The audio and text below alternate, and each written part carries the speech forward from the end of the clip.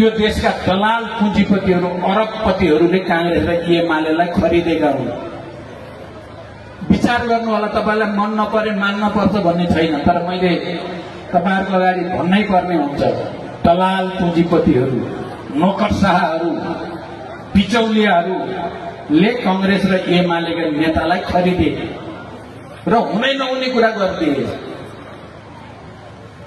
तपाई हामी सबै सचेत नहुने हो भने अझ ठुल्ठुला दुर्घटना हुन सक्छ यो देशमा।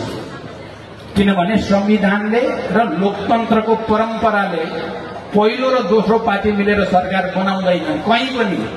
धेरै सोझा छ, जस्तो तपाईहरु हुनुहुन्छ, जनता भनेको सोझो हुन्छ, हामी त्यस्तै छौं। तर कांग्रेस एमाले त्यस्ता छैनन्। अगाडि एउटा कुरा गर्छन्, पछाडि अर्को।